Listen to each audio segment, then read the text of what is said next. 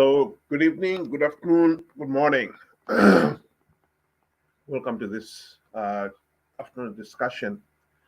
Today's discussion is on the recently announced government decision to give 40,000 US dollars to MPs, and ministers would get $500,000, and deputy ministers would get 350,000. Respectively. This is supposed to be a housing loan to the ministers, to the individuals. This is just typical of this Zanu PF regime. Being in power has become the equivalent of getting on the gravy train. And the gravy train in Zimbabwe means the proverbial goose that lays the golden egg.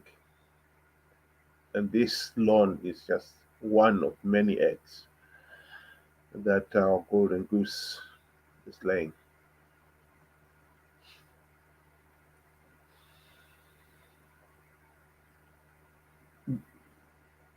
Ministers or the members of parliament, when you get elected in Zimbabwe, you get a very generous salary, very generous allowances, and many other perks, including a loan to buy a car. The loan is up to 60,000 US dollars. And if you're a minister, you get a Mercedes-Benz, ministerial limousine, and the deputy minister gets a Mercedes-Benz too. And they're theirs to keep.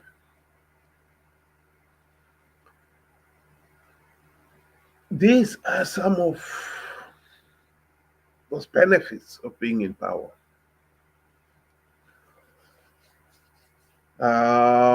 Many ministers, particularly since 2000, have been allocated farms, mostly seized from former white-owned farms and given to Zanu PF officials and politicians.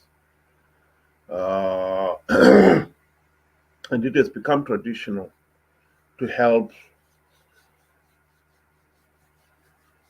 with the farming. And so you find these ministers, these individuals who got these farms, got loans to buy farming equipment, fertilizer, seed, and all the other inputs that they required. And these loans will be given under the same conditions as this housing loan that we are talking about here.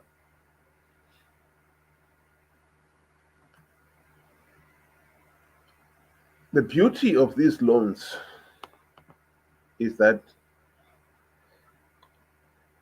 very few, if any at all, pay even a token amount.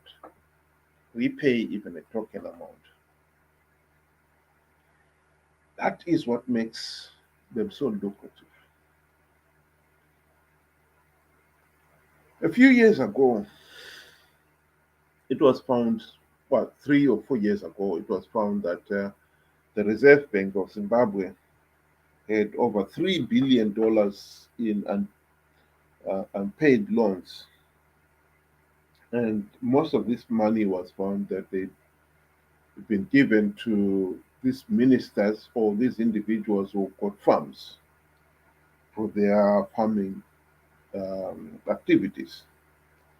And government, in its wisdom, decided that the loan would be written off, it will be taken over by government so that the Reserve Bank does not have it in its books anymore. So this is the culture we are talking about here. And it is interesting that the golden goose has laid its latest egg. In this case, the the 40,000 US dollars. Everybody knows, of course, that these loans you don't have to repay them. And it's interesting that the Zanu PF spokesperson, Chris Mutsvangwa, has reacted to the loan and tried to give justification for the loan. In his case, he argued that the MPs, ministers, deputy ministers are entitled to this loan because they cannot be expected to live, to languish in poverty.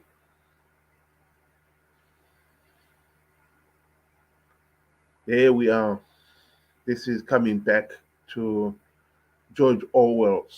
Some animals are more equal than others, because the overwhelming majority in Zimbabwe today, up to 50% of the population in Zimbabwe, and the number is increasing all the time, are actually living in abject poverty.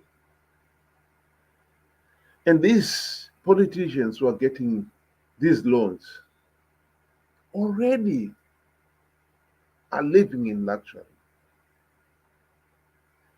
unparalleled luxury. They've got mansions, they've got farms, they've got cars, a fleet of cars outside their doors, and yet they are getting more opportunities. Nelson Chamisa had his own explanation. In his case, he argued that he was arguing that Zanu PF was extending these loans because Mnangagwa is afraid of Operation Bhora Musango, which is a term derived from the 2008 elections, in which Zanu PF MPs campaigned for themselves and instructed their followers to vote for them, and when it comes to the presidential election, to vote for to vote for Morgan Changirai. So when the results were coming out, it was surprising that Mugabe got less votes in the March election, that is, much less votes than his MPs. And that was called Operation Bhora Musango.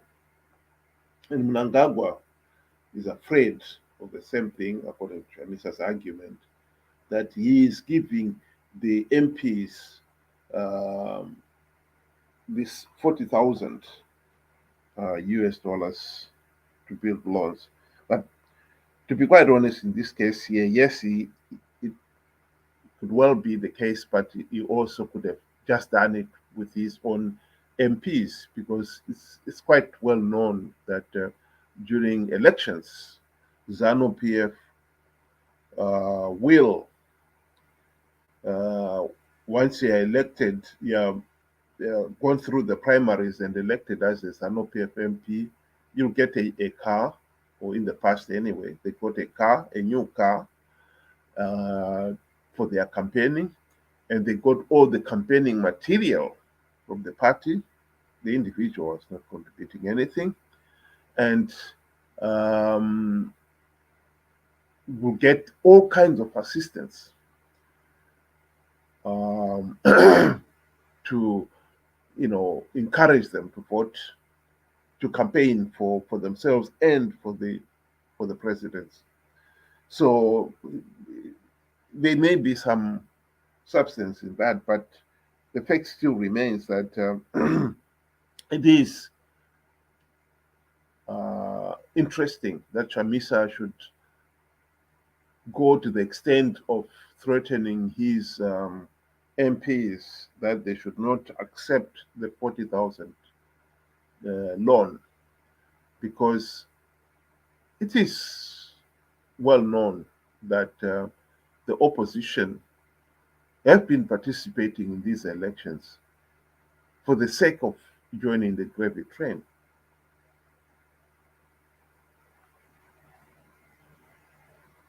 The 2008 to 2013 GNU, the opposition were tasked to implement the democratic reforms, which would have ended the Zanu PF dictatorship. But as soon as Robert Mugabe realized that he had no choice but um, to allow these people in,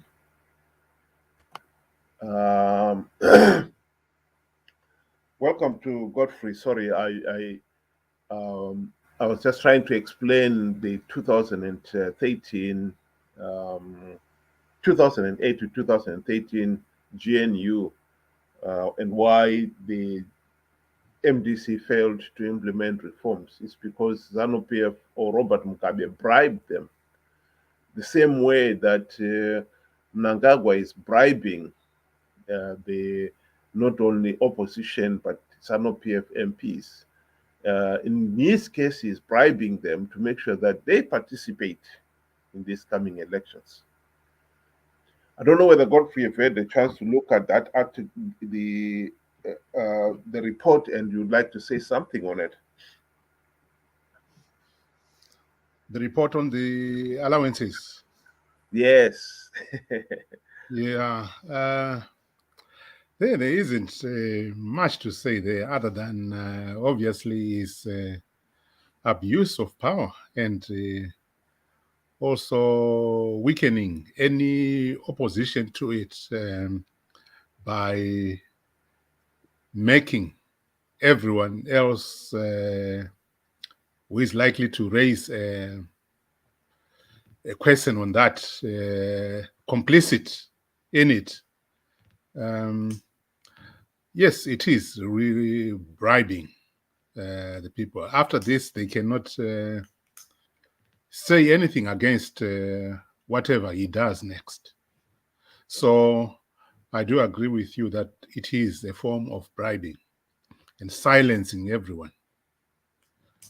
The very people that are supposed to stand up and represent the general voters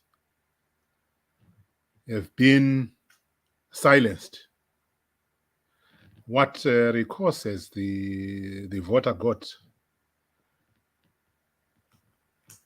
Yeah. Well, we have got to accept within this particular case, if you are bribed, surely it's up to you to realize you're being bribed and not try to pretend that such things do not happen. And I think that's what I object to Nelson Chamisa. To start with here, he's trying to give the impression that it's only the in fact, in one of his Twitter, he said that Morgan Tsvangirai never betrayed Zimbabwe. In other words, never accepted any bribes, which is nonsense, because the whole thing about the GNU in 2008 2013 was about Zanu PF or Robert Mugabe bribing the MDC leaders uh, with the same trappings of power. Ministers, Chamisa was a minister, he got a Mercedes Benz. They got generous salaries and allowances. And they and Morgan Tsvangirai got the US 4 million mansion. And they accepted all those things and they failed to implement the reforms because they'd been bribed. And therefore, then for Chamisa to be turning around to his MPs and saying, oh, you should not accept this bribe, I think it's hypocrisy. Yeah, it is. It would sound like if he had said, we have learned from the past, let's not accept this, it would make sense. But for sure, yes, they are now compromised. If they would take those amounts and invest in their constituencies, yeah, it would make sense. Because if they leave or reject, those amounts will still be used elsewhere inappropriately. So I think they have to, if they receive them, they have to do something there, or they have to say something. Well, I mean, the thing is, these loans are given to the individual, and therefore, then, strictly speaking, they are supposed to be a loan. You're supposed to repay them. And in fact, Zanu PF has said to people like Tendai BT when he was recalled, they went, they followed those up and said to them, either you pay the full amount of the loan for the vehicle that they had, or we take the vehicle. So strictly speaking, if they were to accept these loans, and they, for the sake of argument, like you are saying, instead of building a house, they go and try to do something, build a school or a classroom or something for their constituency. Strictly speaking, government can say you will give it that loan and you must repay it, and so the individual will have to repay it. The whole point is this is just the gravy train. And in fact, from what is on the social media, it looks like most of these MPs, including the opposition MPs, have accepted these loans because these loans became available since October. And so it looks like most of them have already been to the bank and, and claimed their share of the spoils of power here. Really, this is, are these gazetted, or what is the procedure under this? If there was an immediate payment plan set up, or like stop orders set up to make deductions, then we would say maybe it is a genuine loan. But as we have seen from the past, these loans are written off as soon as they are given out. Yeah, exactly. I mean, the whole point is there's no doubt about it. It is the gravy train. You know, they will always find another excuse for extending new loans. I mean, this is the whole thing about this command agriculture. You know, where government will instruct banks or the Reserve Bank of Zimbabwe to give out loans to farmers, and not every farmer gets the loan, but those who are with the right connections, you know, they will be told, yeah, you can go and apply for it. And this is what happened during that period when we ended up with the Reserve Bank get building up an unpaid loan portfolio of over 3,000 US dollars. You know, because most of those people on that list actually who got those loans are high-ranking Zanu PF officials. This is just part of the gravy train. This is not. This is not something new, you know. And this is what is so disappointing about this. This is just the gravy train. This is the classical case of the golden goose that lays the golden egg. The goose that lays the golden egg, and this is just one of the many golden eggs that it has laid. This is just its latest golden egg. Yeah, and also this comes before we even got to the bottom of the previous abused loans. And now they are adding on something else new. It is one, abuse of power, acting without impunity, and bribing. When you come to the MPs, also being complicit in looting the country of its resources. What do we have as the ordinary person? Where do we go?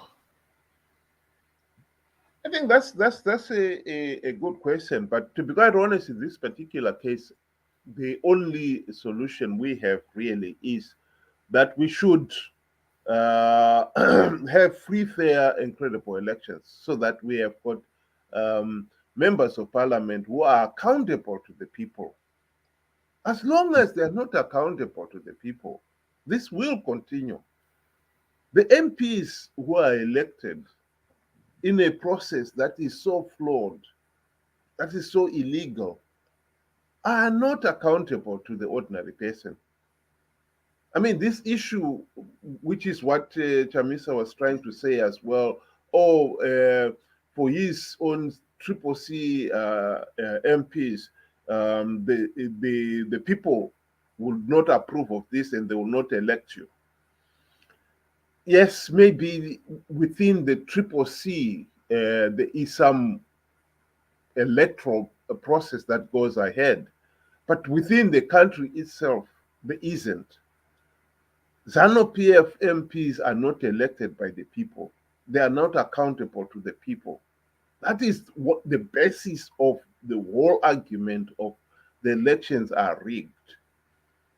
And in this particular case, as long as Zanu PF has got the majority in parliament, they will encourage such schemes. Once you are in parliament, you're on the gravy train. And those opposition MPs who are participating in these elections, they know the elections are rigged, but they also know there are a few seats that Zanu PF is giving away, and those are the seats that they are after. And these people, once they've been elected, of course they want to take advantage of their position on the gravy train. So it is totally meaningless here to pretend the members of the public are in any way in control of the system. The only way we can control the system and stop this rot is by making sure we have got free, fair, and credible elections. And at the present moment, that is only possible if we implement the reforms. So going ahead with the elections without reforms is just putting the cart before the horse.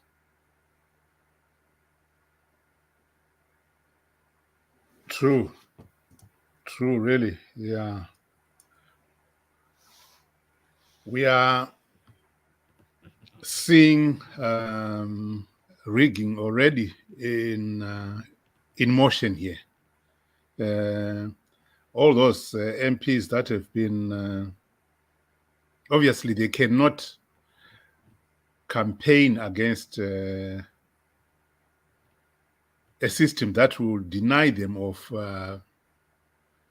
further benefits. They will now hero worship the ones that are in power.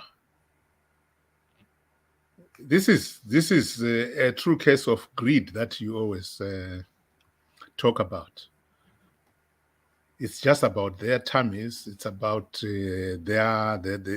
themselves, the people that have been elected. They forget about the general people, the voters. It's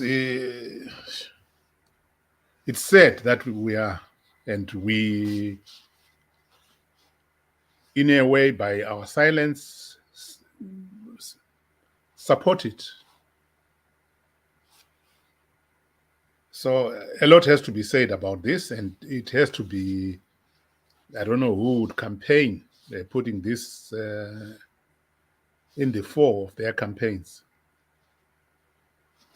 because all of them have been bribed now.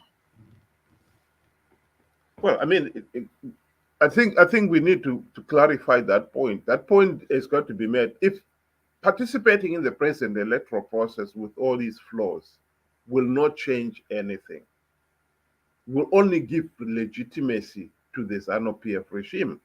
So that point has got to be made abundantly clear. At the present moment, the opposition, and in fact, Mnangagwa is very clever. Remember, he has also created the Pollard, which is meant to reward those losing candidates in the presidential race and keep them interested in the presidential race. And these other loans are meant to make sure the MPs are from all the other small parties are fighting. And I think that image, that cartoon, actually encapsulates the desperation of the opposition. What you and me are talking about, that we need free, fair, and credible election, these guys they're not hearing it. All they can see is the gravy train, how much you'll benefit if you participate. If you get onto that train, you know, you've made your life easier. And so the temptation, the fighting to get onto the gravy train is overwhelming. And I like that cartoon because it's also has got Mnangagwa with a cynical smile on his face, clearly enjoying it. That he knew this they will not resist. It doesn't matter how much flawed the electoral process is. Mnangagwa knows that it doesn't matter. The opposition will always participate. And as long as they participate in numbers, remember for the presidential race in 2018 alone, there were 23 candidates. And as long as they participate in large numbers, you can turn around and say, oh no, the elections are free, fair, and credible. So this is the situation we are in. Chamisa himself is determined to participate for no other reason than that he knows, he's not going to win the presidential race, but by being the leader of the main opposition party, he will get a share of the Political Party Finance Act, the spoils of power there. You'll get a share of it. And that is all he cares about. And meanwhile, he's hoping that Zanu PF will become so unpopular that people will revolt. And once that was to happen, he can step in now and finally become the president. So that is the reality. Chamisa and company have absolutely given up hope on fighting for reforms and for free and fair elections. That is the truth.